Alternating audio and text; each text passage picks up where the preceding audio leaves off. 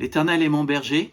Quand je marche dans la vallée de l'ombre de la mort, je ne crains aucun mal, car il est avec moi. Alors, nous avons vu que Dieu n'est pas simplement le Dieu des victoires, il est aussi le Dieu qui nous accompagne dans les épreuves, il n'est pas simplement le Dieu des montagnes, il est aussi le Dieu de vos vallées. Les vallées sont des métaphores pour les moments difficiles que nous traversons ici-bas. Alors, qu'est-ce que dit la Bible sur ce que sont nos vallées? Je veux dire bibliquement. 3 choses simples.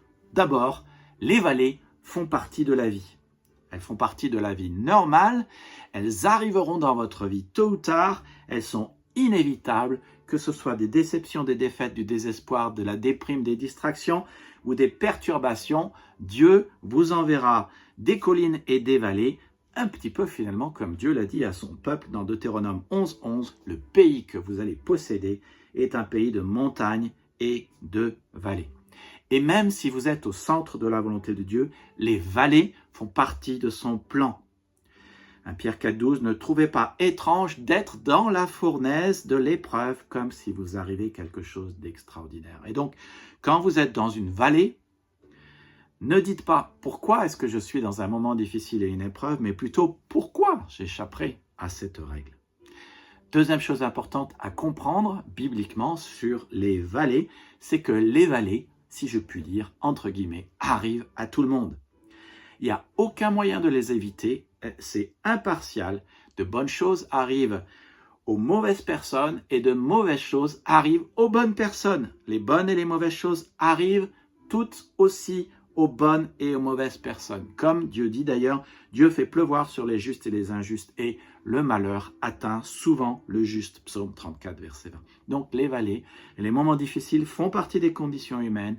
Nous vivons dans un monde brisé et déchu. Et donc il y aura des brisures et des déchéances. Il y aura des problèmes, il y aura des temps difficiles. Personne n'est exempt d'épreuves, de douleurs, de chagrins et de problèmes. Et être chrétien et être disciple de Christ ne vous dispense pas des tribulations. Jésus l'a dit, vous aurez des tribulations dans ce monde. Jean 16, 33. Donc les vallées sont inévitables. Les vallées sont impartiales, elles arrivent à tout le monde. Puis les vallées sont imprévisibles.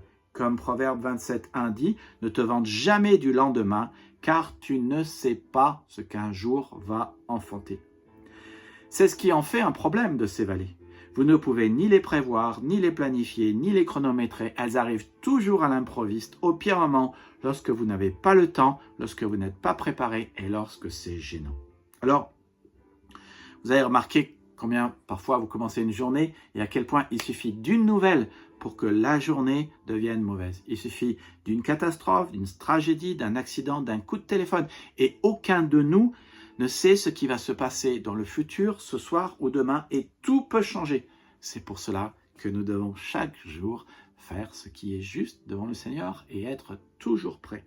Donc, je résume, les vallées sont inévitables, elles sont impartiales, elles sont imprévisibles. Vos épreuves, vos difficultés de vie sont inévitables, impartiales, imprévisibles.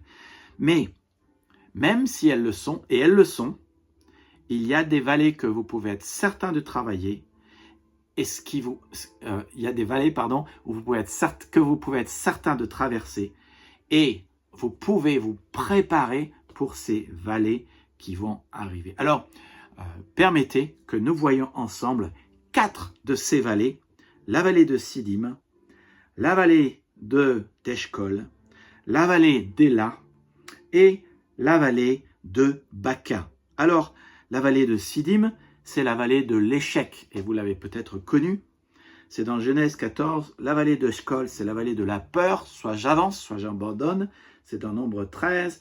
La vallée d'Éla, c'est la vallée du conflit, et lorsque vous affrontez quelqu'un.